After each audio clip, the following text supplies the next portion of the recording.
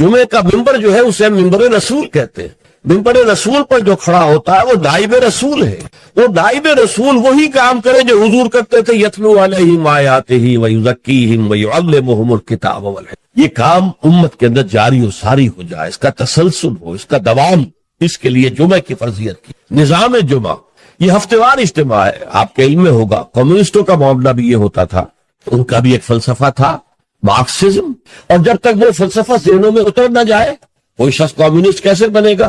اور پھر وہ فلسفہ تازہ رہنا چاہیے, ان کے ذہنوں میں اجاگر رہنا چاہیے, مدھم نہ پڑ جائے, کہیں ان کے ساتھ اس کی ذہنی کمٹمنٹ کمزور نہ ہو جائے. تو وہ اپنے ویکلی میٹنگز کرتے تھے, اس میں کیا کرتے تھے؟ اسی فلسفے کی تجدید, اسی کی اور گہرائی میں اترنا, تاکہ ذہنوں کے اندر وہ فلسفہ راسخ رہے. جب فلسفہ راسخ رہے گا تو انقلابی فرور, انقلابی ذیل, انقلابی جذبہ بھی برقرار رہے گا, اور انسان جو ہے تن من دل لگا دے. تو یہ ربط ہے سورہ جمعہ کے ساتھ احکام جمعہ کا, اور یہ تو واضح ہی ہے کہ در حقیقت اس سورہ مبارکہ کا نام ہی اس حکم جمعہ کے حوالے سے لیا گیا. اچھا, اب اس میں حکم جمعہ کی اہمیت کیا ہے اس کو آپ سمجھیے. میں چند احادیث آپ کو سنا رہا ہوں. ترمذی شریف کی روایت ہے, من ترک الجمعۃ ثلاث مرات تہاونا طبع اللہ علی قلبہ. جس شخص نے 3 جمعے چھوڑ دیے کسر کی وجہ سے, یعنی کوئی اور عذر نہیں ہے, بیماری نہیں تھی, مسافر نہیں تھا, کوئی نہیں گزر, تہاونا, بس وہ اس کی اہمیت کو نہ سمجھتے ہوئے, اس کو کہتے ہیں خون جو آسانی سی بات ہو, بس کوئی اہمیت نہ ہو جس کی, تو تہاونا طبع اللہ علی قلبہ, اللہ تعالیٰ اس کے دل پر مہر کر. اور یہ مہر کر دینا وہ بدترین سزا ہے جو بدترین کافروں کو دنیا میں دی جاتی. ختم اللہ علی قلوبہم طبع اللہ علی قلوبہم, یہ بدترین کافروں کی سزا ہے. جو مسلمان جمعے کی اہمیت کو نظر انداز کرتے ہوئے بغیر کسی عذر کے اگر وہ جمعہ چھوڑ دے گا 3 جمعے, تو اس کے دل پر مہر ہو جائے گی. من ترک ثلاث جمع تہاونا بها طبع اللہ علی قلبہ. پہلی روایت ترمذی کی تھی, یہ ابو داؤد اور نسائی کی. وقال مالک, امام مالک نے موطا میں جو بات کہی ہے وہ یہ ہے کہ لا ادری عن النبی صلی اللہ علیہ وسلم ام لا الا انه صفوان بن سلیم رضی اللہ عنہ قال من ترک الجمعۃ ثلاثا من غیر عذر ولا علت طبع اللہ علی قلبہ. امام مالک نے جو ان کی کتاب مشہور ہے الموطا, حدیث کا پہلا مجموعہ, حدیث اور فقہ دونوں کا, اس میں کہتے ہیں امام مالک کہ میں یہ تو نہیں کہہ سکتا کہ یہ صفوان ابن سلیم نے رضی اللہ عنہ حضور سے سن کر کہا یا خود کہا, لیکن ان کا قول یہ ہے کہ جس نے بھی 3 جمعے ترک کر دیے بغیر کسی عذر کے, بغیر کسی بیماری کے, طبع اللہ علی قلبہ, اللہ تعالیٰ اس کے دل کے اوپر مہر کر. سب سے سخت حدیث یہ صحیح مسلم کی ہے, عبداللہ ابن عمرو بن العاص اور ابو ہریرہ دونوں سے مروی ہے رضی اللہ تعالی عنہما, انہما سمع النبی صلی اللہ علیہ وسلم. یہاں بالکل یہ مرفوع حدیث ہے کہ ان دونوں نے سنا حضور سے یہ فرماتے ہوئے, لَيَنْتَهِيَنَّ أَقْوَامٌ مِّنْ غَدَرِ الْجُمُعَاتِ أَوْ لَيَخْتِمَنَّ اللَّهُ عَلَىٰ قُلُوبِهِمْ ثُمَّ لَيَكُونُنَّ مِنَ الْغَافِلِينَ. لوگ باز آ جائیں اپنے جمعے کی نماز کو ترک کرنے سے, ورنہ لازماً اللہ تعالیٰ ان کے دل پر ختم کر دے گا, مہر لگا دے گا. یہ وہی لفظ ہے جو سورہ بقرہ کی ابتدا میں آیا ہے, ان الذین کفروا سواء علیہم انذرتہم ام لم تنذرہم لا یؤمنون ختم اللہ علی قلوبہم وعلی سمعہم وعلی ابصارہم غشاوہ. پھر وہ غافلوں میں سے ہو جائے گا. اسی صحیح مسلم میں حضرت عبداللہ ابن مسعود سے ایک اور روایت ہے, ان النبی قال لقوم یتخلفون عن الجمعۃ لقد حممت ان آمر رجلا يصلي بالناس ثم يحرق على رجال يتخلفون عن الجمعۃ بیوتہم. حضور نے فرمایا میرا یہ دل چاہتا ہے کہ میں کسی اور شخص کو امامت کے لیے کھڑا کر دوں اور ان لوگوں کے گھروں میں جا کر ان کے سمیت آگ لگا دوں کہ جو جمعے کے اندر حاضر نہیں ہو. اب آپ ایک طرف حضور کی شخصیت کو دیکھیں, آپ کے اندر نرمی تھی, رقت تھی, شفقت تھی, محبت تھی, رأفت تھی, لیکن دوسری طرف سختی کا یہ عالم ہے کہ جمعے کی اہمیت, تاکہ معلوم ہو جائے کہ جمعے کی اہمیت. یا ایھا الذین آمنوا اذا نودی للصلاۃ من یوم الجمعۃ فاسعوا الی ذکر اللہ وذروا البیع. اے ایمان کے دعوے دارو, جب پکارا جائے نماز کے لیے جمعے کے دن, مراد ہے نماز جمعہ. ویسے تو ظاہر بات ہے کہ اذان تو فجر کی بھی ہوگی, عصر کی بھی, مغرب کی بھی, عشاء کی بھی. یہاں مراد کیا ہے؟ نماز جمعہ کے لیے جب اذان دی جائے فاسعوا الی ذکر اللہ. لفظی ترجمہ تو ہوگا تو پھر دوڑ پڑے اللہ کے ذکر کی طرف. صحیح کے معنی دوڑنا ہے, لیکن یہ کہ چونکہ حضور نے صلی اللہ علیہ وسلم دوڑنے سے منع کی, لہذا لپ کو یعنی ہمتن متوجہ ہو جاؤ. اب کوئی کاروبار دنیاوی تمہیں ذرا اس گاہک کو نپٹا لوں پھر نہیں، فوراً کاروبار بند. فرمایا فسعوا الی ذکر اللہ وذروا البیع، کاروبار چھوڑ دو. ذالکم خیر لکم ان کنتم تعلمون، یہی تمہارے لیے بہتر ہے اگر تم سمجھو. اب دیکھیے غور کیجئے اس میں کہ ہو سکتا ہے کوئی شخص، کوئی دکاندار بیچارہ صبح سے بیٹھا تھا، کوئی گاہک نہیں آیا.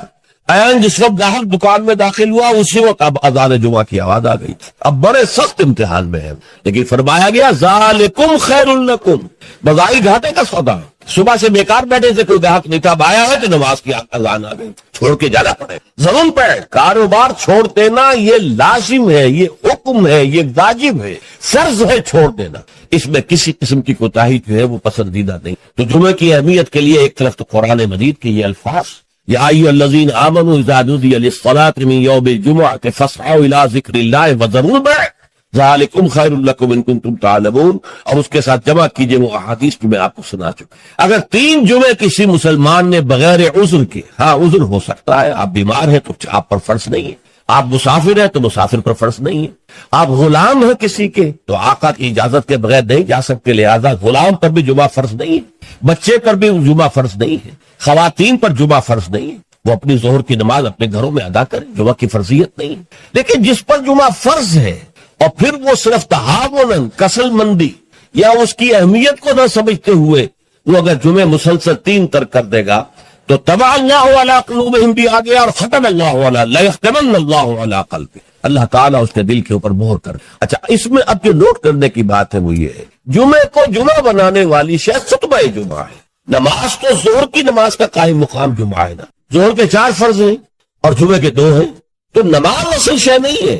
اصل شے جو ہے خطبہ جمعہ ہے، جس نے کہ جمعے کو اہمیت دی. اسی کے خطبہ میں تعلیم ہوتی ہے، تلقین ہوتی ہے، جسے میں نے کہا اصل جو مقصد ہے یہ ہفتے وار اجتماع ہے.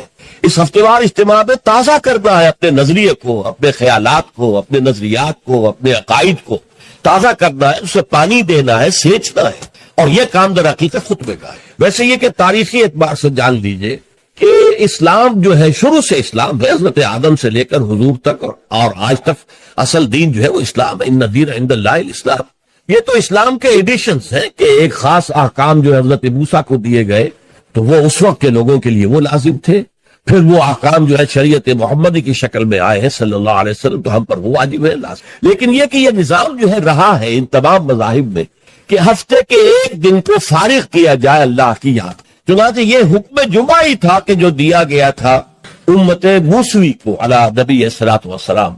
جمعہ کا دن تھا، ہمیشہ سے جمعہ ہی کا دن جو ہے وہ در حقیقت مقدس دن ہے، اور جمعہ ہی کا دن ہے کہ جو ابتدائے آفرینش سے چلا آ رہا ہے اس کام کے. لیکن یہودیوں نے اپنی جو بھی شر پسندی تھی ان کے اندر، کے مزاج میں جو بغاوت تھی، ان کا جمعے کو چھوڑو جی ہفتہ کر، تو اللہ تعالیٰ نے بھی پھر ہفتہ ہی ان پر فرض کر دیا. اور ان کے ہاں یہ ہفتہ اتنا سخت تھا، جمعے کی مغرب کی نماز کے بعد سے لے کر اگلے ہفتے کی مغرب تک 24 گھنٹے کوئی کاروبار دنیاوی مطلقاً حرام. آج بھی امریکہ کے اندر جو لوگ رہتے ہیں، جو کہ پریکٹسنگ جیوز ہیں، جن کے وہ لمبے لمبے بال ہوتے ہیں، ادھر زلفیں ہوتی ہیں، اور انہوں نے لمبے لمبے کوٹ سے رنگ کے پہنے ہوتے ہیں، اور فیلٹ ہیٹ ہوتا ہے ان کا خاص طرز کا سیاہ رنگ کا. یہ جو پریکٹسنگ یہودی ہیں، آرتھوڈاکس یہودی ان کو کہتے ہیں، یہ جمعے کی شام سے اپنے ٹیلی فون کنیکشن بند کر دیتا، کوئی گفتگو نہیں، ان کے تمام دفاتر بند، گھروں پر بھی کوئی ٹیلی فون نہیں دیں گے، وہ سب بند، اور اس کے بعد ان کا پورا دن گزرتا ہے. لیکن وہاں فرق یہ ہے کہ وہاں کوئی جماعت کا اہتمام نہیں تھا، اپنے اپنے طور پر اللہ کو یاد کرو، تورات پڑھتے رہو، جو بھی ان کی ہر شکل تھی نماز کی اس میں وقت گزارو، دنیاوی کاروبار جو ہے وہ کوئی نہیں ہوگا. اس کے بعد عیسائیوں کا معاملہ آیا، انہوں نے بھی انہوں نے ایک اور آگے قدم بڑھایا اور ہفتے کو ترک کر کے اپنے آپ کو یہود سے ممیز کرنے کے لیے اتوار قرار دے لیا. اتوار کی صبح کو ان کا ایک خاص عبادت کا دن ہے، اور اس میں واقعہ یہ ہے کہ جو بھی وہ پریکٹسنگ، یہ کوئی تھوڑا بہت مذہبی مزاج رکھنے والے عیسائی ہیں، وہ اتوار کے روز نہا دھو کر کپڑے بدل کر اچھے انداز میں اپنی فیملیز کے ساتھ، بچوں کو ساتھ لے کر وہ چرچ جاتے ہیں. وہاں ان کی جو بھی نماز ہے وہ نماز پڑھتے ہیں، ان کا جو بھی پادری ہے وہ خطبہ دیتا ہے، سب بند ہوتا ہے. تو یہ ان کے لیے اتوار کا دن. اس کے بعد جب یہ دونوں تہذیبیں جمع ہو گئی، یہودی جو ہے انہوں نے گویا کہ غلبہ حاصل کر لیا عیسائیوں پر، تو اب انہوں نے ویکینڈ کر لیا، سیٹرڈے اور سنڈے بوتھ. تاکہ دونوں کے دونوں کور ہو جائیں. یہودیوں کا معاملہ بھی آ گیا, عیسائیوں کا بھی آ گیا. حضور صلی اللہ علیہ وسلم کی امت کے لیے دو کام کیے گئے, ایک تو گویا کہ منفی ہوگا, ایک مثبت ہوگا. منفی کام یہ کہ پورے دن جمعے کے کاروبار کو حرام نہیں کیا گیا, بلکہ حرام کاروبار ہے صرف اذان جمعہ سے لے کر جمعے کی نماز کے ادا ہو جانے تک, بس. اس دوران میں کاروبار دنیاوی مطلقاً حرام. کوئی کاروبار آپ جائز سے جائز کاروبار کر رہے ہیں, صحیح سے صحیح کاروبار کر رہے ہیں, لیکن وہ بھی حرام ہے اس وقت اگر آپ نے کیا ہے جبکہ جمعے کی اذان ہو چکی ہے اور جبکہ نماز ابھی ادا ہو رہی ہے, اس دوران حرام. لیکن باقی دن کے اندر حرمت نہیں رکھی ہے. البتہ میں ابھی آپ کو بتاؤں گا. تشویق یہ ہے کہ صبح سے لے کر جمعے تک کا وقت جو ہے یاد الہی میں بسر کیا جائے. تشویق اور ترغیب ہے, اس لیے کہ اگلی آیت میں ہم پڑھیں گے کہ جب جمعہ کی نماز ادا ہو چکے تو تم منتشر ہو سکتے ہو زمین میں اور جاؤ اور اپنے کاروبار میں لگ جاؤ. لیکن جمعہ سے قبل کے بارے میں کچھ نہیں کہا. نہ تو یہ کہا کہ کاروبار نہیں کر سکتے, نہ یہ کہا کہ کرو جاؤ تمہیں اجازت ہے, نہیں.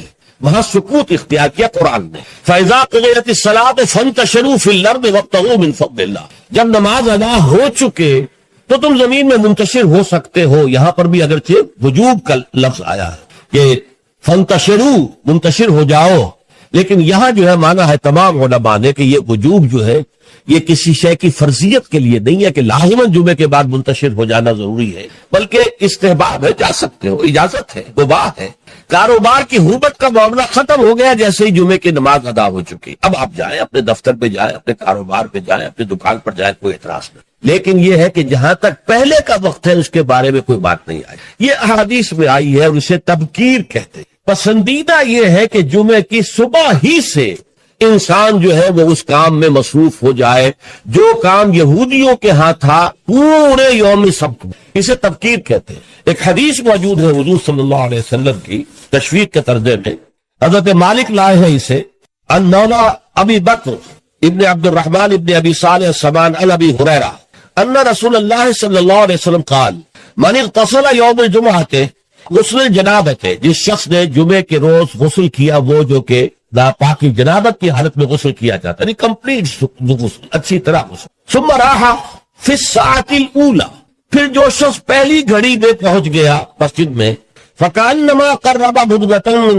تو ایسے ہے کہ جیسے اس نے ایک اونٹ قربان کیا اللہ کی راہ میں, صدقہ دیا. ومن راح فی الساعۃ الثانیۃ, جو دوسرے گھنٹے میں دوسری گھڑی میں گیا, فکانما قرب بقرۃ, تو ایسے ہے جیسے کہ ایک گائے اس نے اللہ کی راہ میں صدقہ کر دی اور ذبح کر دی, خیرات کر دی. ومن راح فی الساعۃ الثالثۃ, اور جو تیسری گھڑی میں تیسرے گھنٹے میں گیا, فکانما قرب بشاۃ او قرن, پھر یہ اس کے برابر ہوگا کہ گویا کہ کسی نے ایک بکری اللہ کی راہ میں ذبح کر دی, صدقہ کر دی, یا کوئی میڈھا کر دیا. ومن راح فی الساعۃ السابعۃ, اور جو گیا چوتھے گھنٹے میں چوتھی گھڑی میں, فکانما قرب دجاجۃ, تو یہ اس کے برابر ہے کہ گویا کہ اس نے ایک مرغی جو ہے اللہ کی راہ میں دے دی, خیرات کر دی.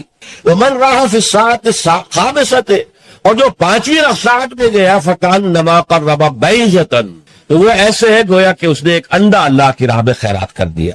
فَإِذَا خَرَجَ الْإِمَامُ, تو جب امام نکل آئے, حضرت الملائکہ یسمعون الذکر, تو اب فرشتے کا روایت میں الفاظ آئے ہیں جو فرشتے بیٹھے ہوتے ہیں حاضری درج کرنے کے لیے, فلاں آ گیا, فلاں آ گیا, یہ چوتھی ساتھ میں آیا, یہ تیسری میں آیا, یہ دوسری میں آیا, یہ پانچویں میں آیا.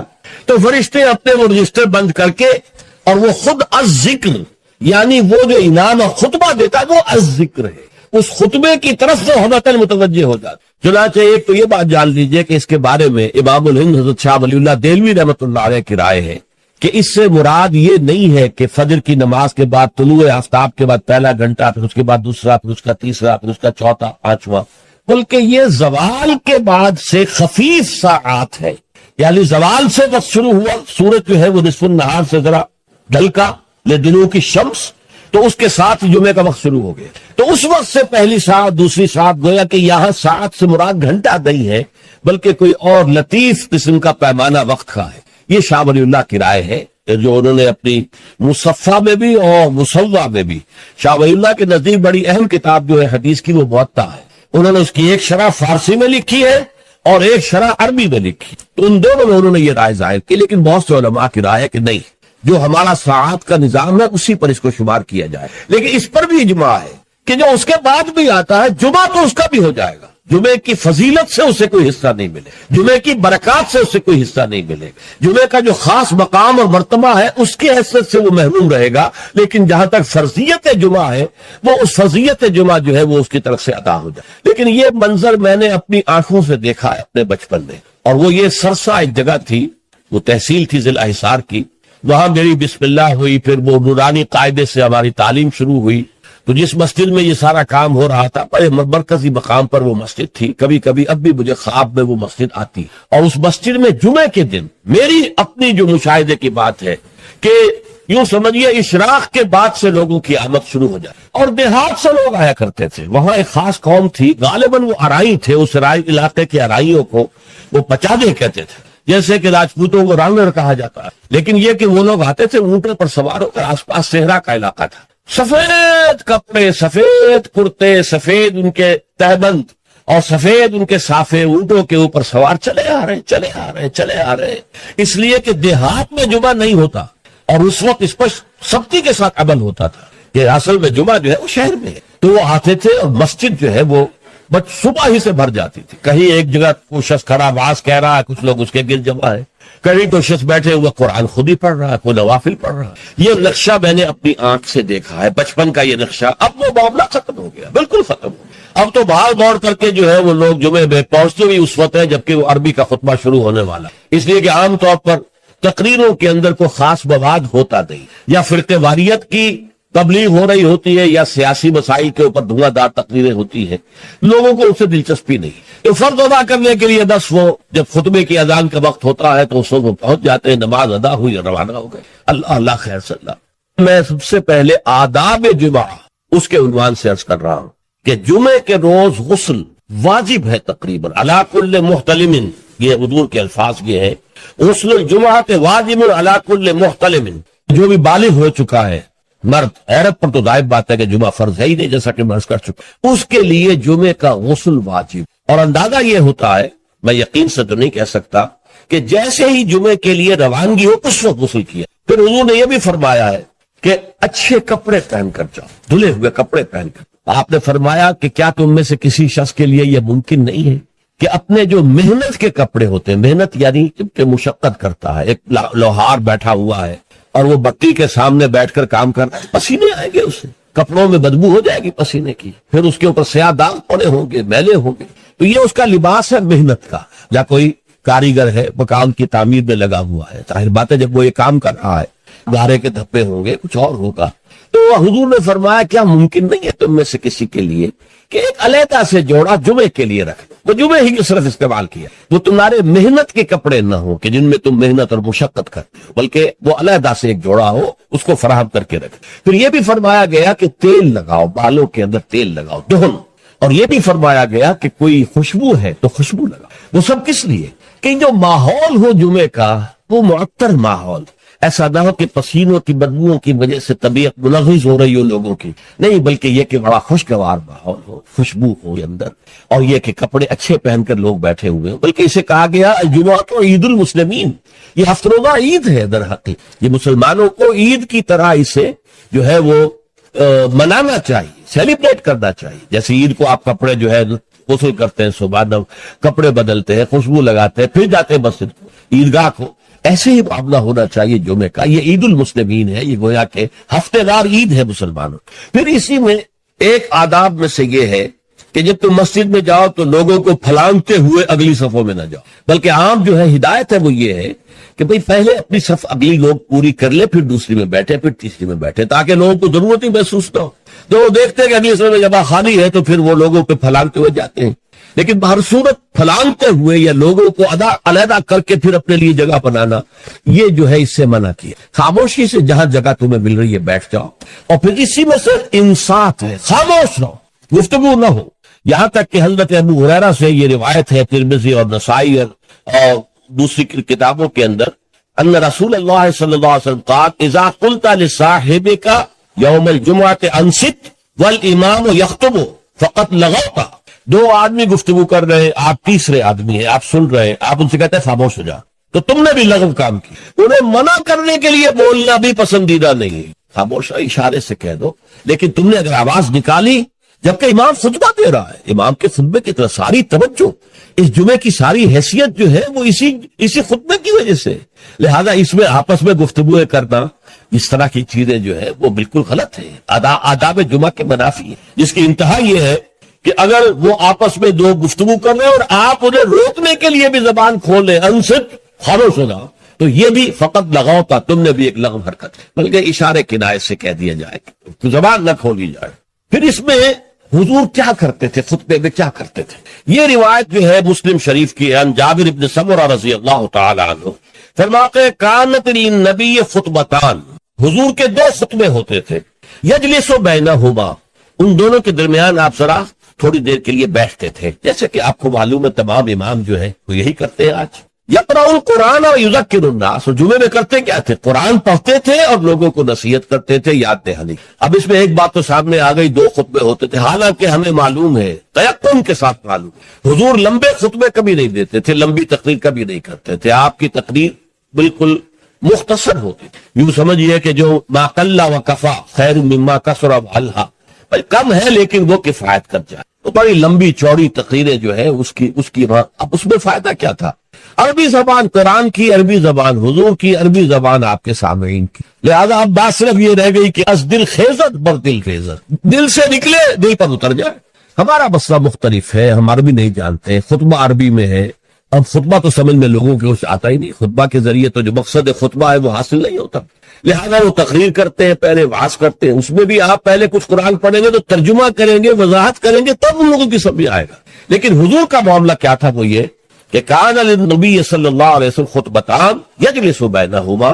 اچھا، اس سے میں یہ سمجھتا ہوں، واللہ عالم، میرا گمان ہے کہ اس سے در حقیقت اشارہ اس طرف ہے کہ یہ خطبہ در حقیقت دو رکعتوں کے قائم مقام ہے، ظہر کی رکعتیں 4 اور جمعے کی رہ گئی 2، 2 رکعتوں کے قائم مقام 2 خطبے، ورنہ نہ تو حضور معاذ اللہ اتنے کمزور تھے کہ چند منٹ کھڑے ہونے کے بعد آپ کو استراحت کی اور بیٹھنے کی اور آرام کرنے کی جو ہے ضرورت ہوتی، نہ آپ کے خطبے اتنے طویل ہی ہوتے تھے، لہٰذا یہ گویا کہ علامتی ہے، اس بات کے لیے ایک علامتی اہمیت رکھنے والی بات ہے کہ یہ 2 خطبے در حقیقت 2 رکعت نماز کے قائم۔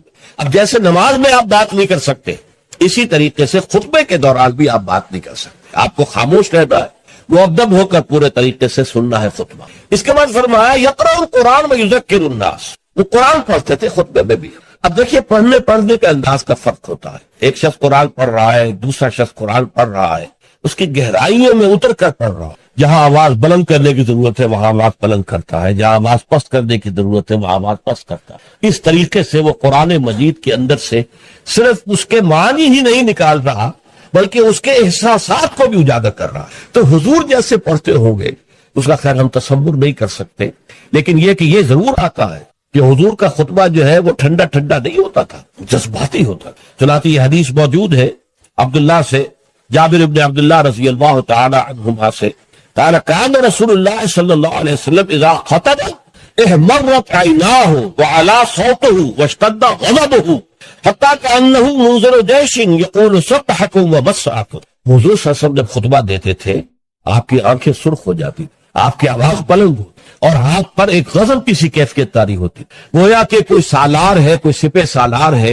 جو اپنے لشکر کو بتا رہا ہے کہ وہ دشمن کا لشکر آ چکا ہے، اب یا تو صبح کو تم پر حملہ ہو جائے گا، شام کو ہو جائے گا، تیار ہو جاؤ پوری طریقے سے۔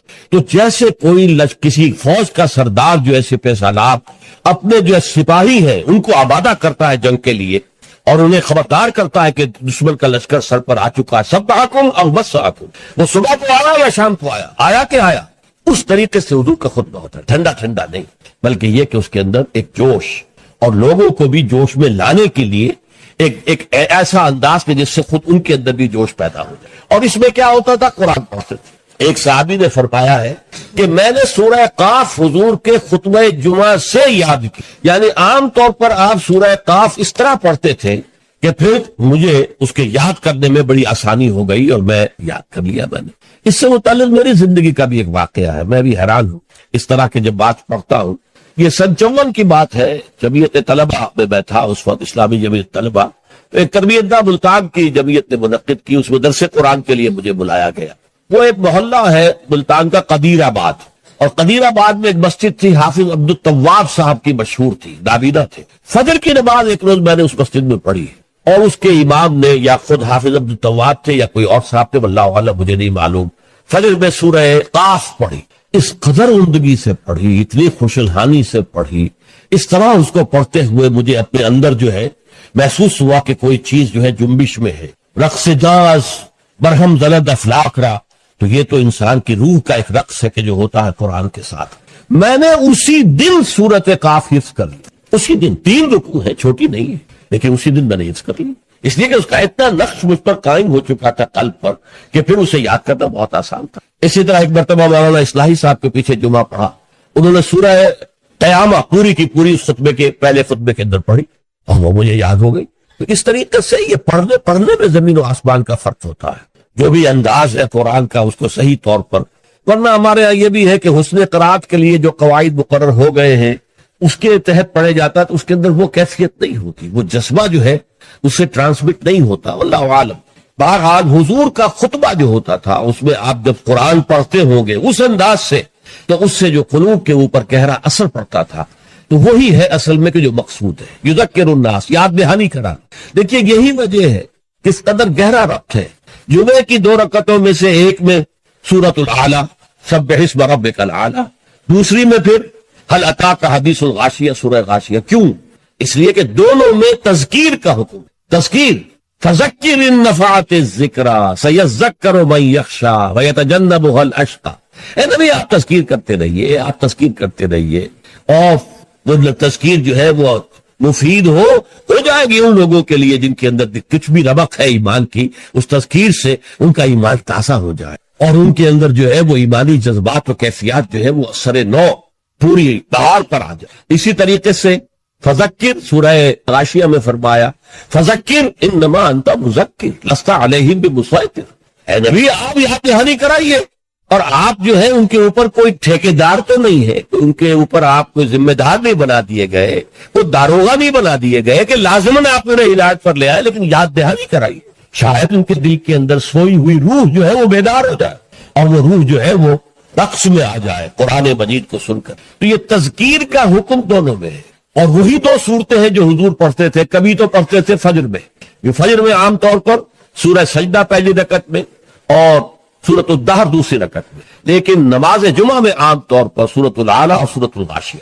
تو کیا آپ کرتے تھے؟ یذکر الناس، لوگوں کو یاد دہانی کرتے۔ تو یہ ہے جمعے کے آداب کے ضمن میں، اور جمعے کا جو مقصد ہے جو معلوم ہوا حضور صلی اللہ علیہ وسلم کے آپ کے عمل مبارک سے، کہ یہ تذکیر ہے۔ تذکیر کسے کہتے ہیں؟ یاد دہانی، آپ کو اپنا مقصد زندگی دوبارہ یاد ہو جائے، تازہ ہو۔ ہمارے لیے مقصود اللہ کی رضا ہے، دنیا کی کوئی شے مقصود نہیں ہے، مطلوب نہیں۔ دنیا بس ضرورت کی شے ہے، پرتنے کی شے ہے۔ زندگی اور جان کا رشتہ قائم رکھنے کے لیے جو ضروری ہے وہ ہمیں حاصل کرنا ہے، لیکن یہ کہ اس سے زیادہ نہیں۔ مطلوب، لا مطلوب الا اللہ، لا مقصود الا اللہ، لا محبوب الا، مطلوب و مقصود و محبوب حقیقی اللہ کے سوا۔ پھر یہ کہ ہمارا فرض ہے اللہ کے لیے جہاد کرنا، جانے دینا، اپنا مال خرچ کرنا، اس کی صلاحیت جو ہے پیدا کرنا اپنے اندر، یہ ہمارے اوپر فرض ہے، لازم۔ یہ دونوں چیزیں تازہ ہوتی رہے۔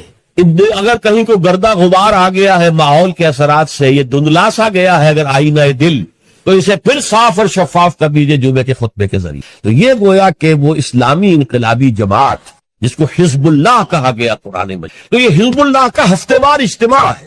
اس ہفتے وار اجتماع میں حزب اللہ اپنے بنیادی فکر کو تازہ کرتی اور اس کے ضمن میں مزید تعلیم اور تربیت کا جو نظام ہے حضور کا، اس کا ایک تسلسل ہے کہ جو جاری رہے۔ اچھا، اب یہاں فرمایا فَإِذَا قُضِيَتِ الصَّلَاةُ فَانْتَشِرُوا فِي الْأَرْضِ۔ اب اس سے بھی ایک لطیفہ ہے میری زندگی کا عجیب۔ میں جب بلڈوگری میں تھا، سائیوال جو کہلاتا ہے، تو وہاں ہمارے محلے ہی میں رہتے تھے ایک صاحب جو بڑے کٹر پرویزی، اور پرویز صاحب کا موقف یہ ہے کہ صلاۃ کے بانی ہے معاشرہ قائم کرو، اسلامی معاشرہ۔ یہ نماز کو انہوں نے خامخواہ صلاۃ کہہ دیا۔ اچھا، وہ آدمی تھے بہت نیک، وہ سول انجینئر تھے، اور وہ جو کمیٹی ہوتی ہے جو میونسپل کمیٹی، تو وہ میونسپل انجینئر تھے اور بہت نیک تھے، اور شہرا تھا ان کا کہ وہ بہت ہی یعنی رشوت وغیرہ سے بالکل بری ہے۔ تو میرے دل میں بھی ان کی عزت تھی، لیکن یہ کہ بہرحال اختلاف تھا کہ وہ پرویزی تھے۔ ایک جگہ گفتگو ہو رہی تھی تو انہوں نے بڑے چیلنجنگ انداز میں مجھ سے کہا اچھا مجھے کوئی ایک آیت قرآن کی بتا دو کہ جس میں صلاۃ کا ترجمہ معاشرہ نہ کیا جا سکے۔ پہلے تو میں مرعوب سا ہو گیا کہ جس قدر تیقن کے ساتھ انہوں نے بات کی ہے، شاید واقعی قرآن میں ایسی کوئی آیت نہ ہو کہ جس کا ترجمہ جو ہے، جہاں پر ترجمہ صلاۃ کا جو ہے وہ معاشرہ نہ کیا جا سکے۔ لیکن بجلی سے کون دی اللہ کی طرف سے میرے دماغ میں، اور یہ آج سامنے آ گئی، فَإِذَا قُضِيَتِ الصَّلَاةُ فَانتَشِرُوا فِي الْأَرْضِ۔ اب یہاں معاشرہ مانی لیں گے تو معاشرے کا کو تلپٹ کر کے ختم کر کے پھر منتشر ہو جاؤ، فساد پیدا کرو، یہ اس کے معنی ہے۔ مجھے آج تک یاد ہے، میں نے کہا یہاں تو نماز، یہ فَإِذَا قُضِيَتِ الصَّلَاةُ، یا پوری ہو چکے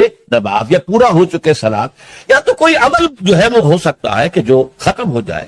معاشرہ درات دیں گے تو مطلب معاشرے کو ختم کر دو، تلپٹ کر دو، کیوس کر دو۔ کوئی جواب نہیں تھا ان کے پاس۔ میں نے کہا نا شریف آدمی تھے، یہ نہیں کہ خام خواہ کو الجھے، بالکل خاموش۔ تو یہ ہے فَإِذَا قُضِيَتِ الصَّلَاةُ، جب نماز ادا ہو جائے، فَانتَشِرُوا فِي الْأَرْضِ، تو زمین میں منتشر ہو سکتے ہو، لازم نہیں۔ بہت سے نیک مسلمانوں کو میں نے دیکھا ہے جمعے کے بعد سے عصر تک بیٹھے رہتے مسجد کے، اللہ کیا تو یہ نہیں ہے کہ حکم ہے، وہ حکم کی خلاف ورزی کرنا نہیں۔ ہاں جا سکتے ہو، جاؤ، تمہارا کاروبار ہے، تمہاری دکان ہے، وہ تمہارا دفتر ہے، اس میں جانا ہے جاؤ۔ فَانتَشِرُوا فِي الْأَرْضِ وَابْتَغُوا مِنْ فَضْلِ اللَّهِ، اللہ کا فضل تلاش۔ اب یہاں یہ بہت اہم مقام ہے کہ مراد ہے رزق، لیکن رزق کو اللہ کا فضل قرار دیا جا رہا ہے۔ اس کو سمجھ لیجئے، اسلام کا جو معاشی فلسفہ ہے، اس کے جو فلسفیانہ اصول ہیں، ان میں سے ایک اصول یہ ہے کہ چاہے محنت تم نے کی ہے، کھیت میں ہل تم نے چلایا ہے، بیج تم نے ڈالا ہے، اس کو سینچا تم نے ہے، پھر فصل جو ہے اس کی حفاظت تم نے کی ہے، پھر فصل کاٹی ہے، پھر تم دانے گھر لائے ہو، پھر ان کو پیسا ہے، پھر ان کی روٹی پکائی ہے، یہ سب کچھ تم نے کیا، لیکن اسے اللہ کا فضل سمجھو، اپنا کسب نہ سمجھو۔ کسب جو ہے وہ نیکی اور بدی کے لیے، انسان نیکی کما رہا ہے، یہ اس کی کمائی ہے، بدی کما رہا ہے، یہ اس کی کمائی ہے۔ جہاں تک رزق کا تعلق ہے، یہ اللہ کا فضل ہے، اور فضل اسے کہتے ہیں جو بلا استحقاق دیا جائے، جس کا تقاضا نہ کیا جا سکے۔ جس کی مثال سادہ سی میں دیا کرتا ہوں کہ آپ نے کسی مزدور کو رکھا ہے، 8 گھنٹے اس نے کام کرنا ہے، آپ نے فرض کیجئے 100 روپے مقرر کیے ہیں اس کی مزدوری۔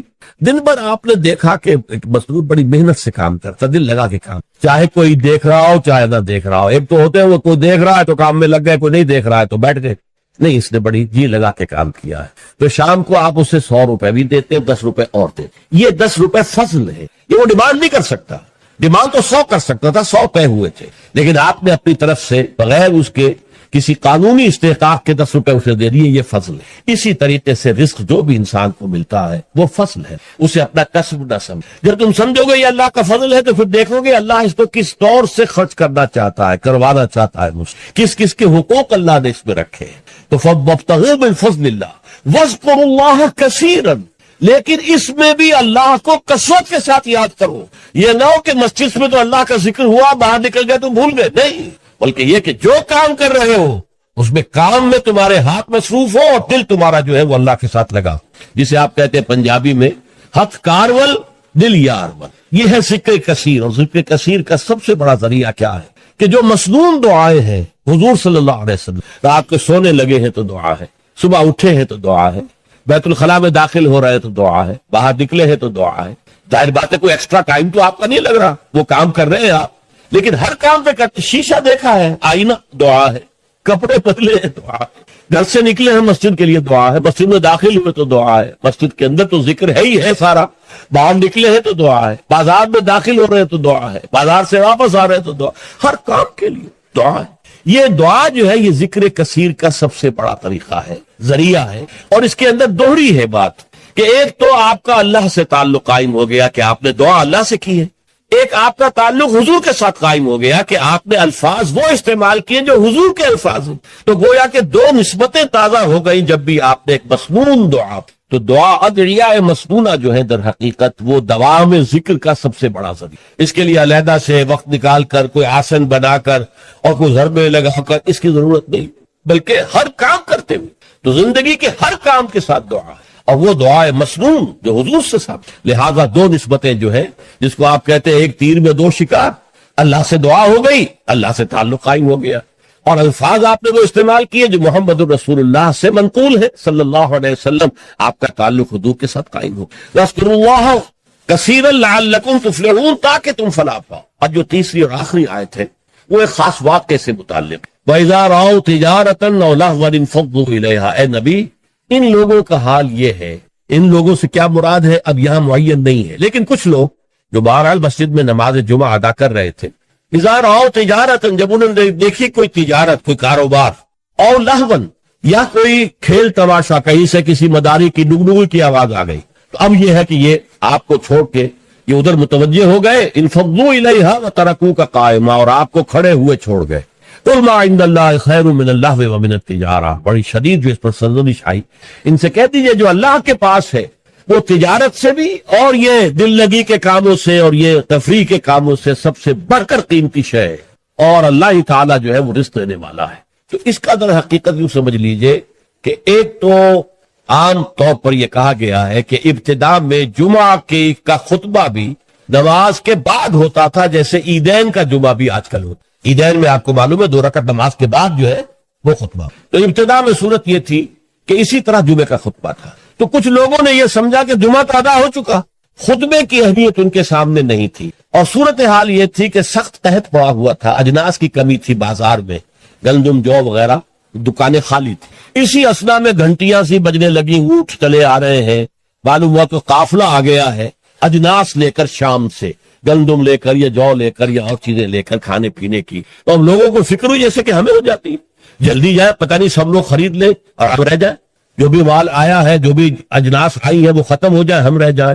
تو اس خوف سے لوگ جو ہے حضور کو کھڑا ہوا، جبکہ ابھی آپ خطبہ دے رہے تھے، اور اگر واقعتاً وہ بات صحیح ہے کہ نماز ادا ہو چکی تھی تو خطبہ جو ہے وہ بات کی انہوں نے اضافی شے سمجھی، اس کی کوئی اہمیت نہ سمجھی، وہ چلے۔ تو میں اسی روایت کو زیادہ صحیح سمجھتا ہوں کہ جمعہ جو ہے وہ ابتدا کے اندر جمعے کا خطبہ بھی نماز کے بعد ہوتا، تو لوگ چلے گئے۔ انفضوا الیہا وترکوک قائما، میرے نزدیک یہ کہ اگر نماز ادا نہ ہوئی ہوتی تو مجھے گمان نہیں ہے کہ کوئی ایک شخص بھی وہاں سے نکلتا۔ اچھا، نکلنے والوں میں ظاہر بات ہے کہ سب سے پہلی فہرست پر تو منافقین ہوں گے، جن کے دلوں میں ایمان ہے ہی نہیں، یا ضعیف الایمان لوگ ہوں گے، یا کچھ غافل قسم کے ہوں گے جنہیں خطبے کی اہمیت کا علم نہیں تھا۔ تو اسی اعتبار سے بڑی مناسبت ہے کہ یہ آخری آیت جڑی ہوئی ہے اگلی سورت سے، سورہ منافقون، اور اس میں بھی اذا جاءک المنافقون قالوا نشهد انک لرسول اللہ واللہ یعلم انک لرسول واللہ یشهد ان المنافقین لکاذبون۔ تو گویا کہ یہ اس طریقے سے جڑ گئی ہیں دونوں صورتیں، سورہ جمعہ اور سورہ منافقون، اور حضور صلی اللہ علیہ وسلم اسی وجہ سے کبھی کبھی سورہ جمعہ اور سورہ منافقون فجر میں پڑھتے تھے۔ اکثر تو میں بتا چکا ہوں کہ سورہ سجدہ اور سورہ دہر، لیکن کبھی کبھی سورہ جمعہ اور سورہ منافقون تھا، کیونکہ یہ آپس میں جڑی ہوئی۔ وَإِذَا رَأَوْا تِجَارَةً أَوْ لَهْوًا انفضوا إِلَيْهَا، اب یہاں پر لوگوں کی ہدایت کے لیے لہو کا لفظ بھی اضافہ کر دیا گیا۔ جو واقعہ میں نے بیان کیا اس میں صرف یہ کہ گندم یا کچھ اور جو ہے وہ اجناس جو ہے ان کی کمی تھی، اور اس وقت وہ قافلہ آ گیا تو بہت سے لوگ ادھر متوجہ ہو گئے، اور حضور کا جو خطبہ جاری تھا اس کی پرواہ نہیں۔ اس پر سرزنش کی گئی۔ اس سے اضافی فائدہ کیا ہوا کہ خطبے کی اہمیت واضح ہو کہ نماز جمعہ تو ہے ہی خطبے کے لیے، ورنہ نماز تو تم زور کی پڑھتے ہو، 4 رکعتیں پڑھتے ہو، اور یہاں تمہیں 2 رکعتیں پڑھی ہیں۔ اصل میں تو یہ خطبہ جو ہے وہی ہے در حقیقت جس کے ذریعے سے اپنے انقلابی فکر کو تازہ رکھنا ہے، اپنے انقلابی جذبے کو، جہاد اور قتال کے جذبے کو برقرار رکھنا ہے۔ یہ اس کے لیے ایک نظام تعلیم ہے، تعلیم بالغوں کا نظام۔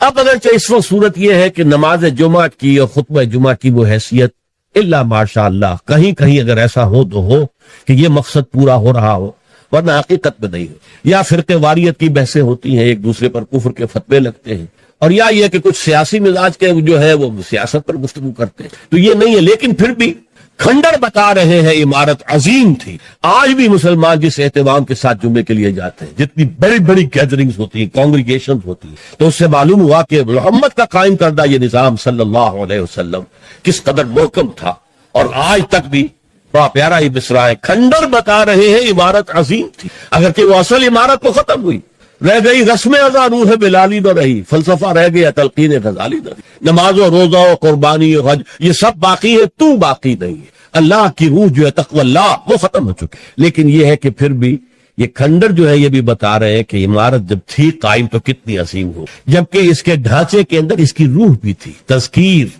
یاد دہانی، اسلام کے انقلابی جذبات کو تازہ کرنا، اپنے انقلابی فکر توحید کو